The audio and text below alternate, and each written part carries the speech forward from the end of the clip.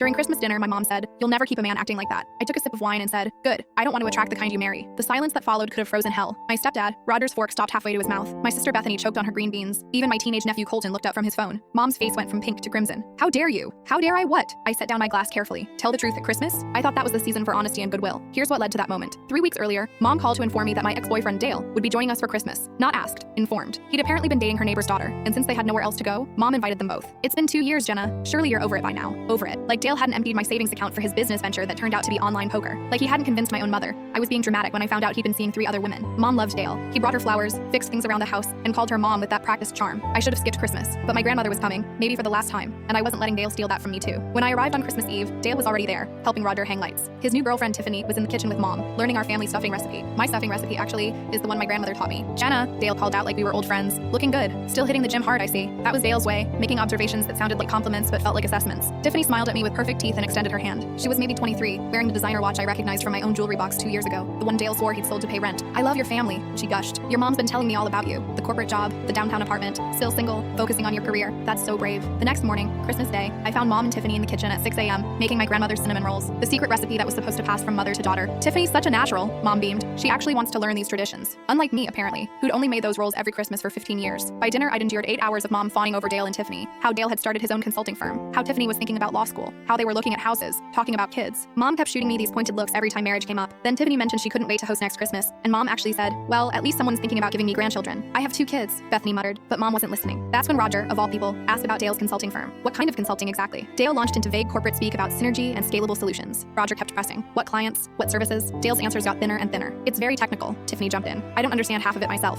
"Try me," I said. "I work in corporate development. I love technical." Dale's jaw tightened. "It's mainly startup guidance, helping entrepreneurs avoid costly mistakes, like gambling away investor money." The words hung there. Dale's face went pale. Tiffany looked confused. "That's enough, Jenna," Mom snapped. "This is Christmas. If you can't be pleasant," I laughed. "Like when Dale was pleasant while stealing from me, or when you were pleasant taking his side. You always were dramatic. No wonder you can't keep a relationship." That's when she said it. "You'll never keep a man acting like that." After my response about not wanting to attract the kind she married, the room erupted. Mom started crying. Roger stood up so fast his chair fell backward. Bethany grabbed Colton and headed for the door. But my grandmother, silent until now, started laughing. Actually laughing. "Finally," she said, "someone in this family grew a spine." She turned to Dale. "I looked you up, young man. That consulting firm? It's registered to Tiffany's father's address. Your LinkedIn still lists you as seeking opportunities. And that watch Tiffany's wearing? I helped Jenna pick it out." Then to my mother. "And you, Linda, so desperate for Jenna to be married that you'd welcome back the man who robbed her. What does that say about your own choices?" Roger left the table, just walked out to the garage. Mom followed him, and we could hear them arguing through the wall. Dale and Tiffany left within the hour. Bethany came back after they'd gone, and Grandma and I finished dinner together, just the 2 of us, eating stuffing made from the recipe Mom had given away, and talking about standards, self-respect, and why being alone beats being with someone who diminishes you. Roger came back eventually, alone. We played cards until midnight, and nobody mentioned Mom's empty chair. Sometimes the best gift you can give yourself is refusing to accept less than you deserve, even at Christmas, especially at Christmas.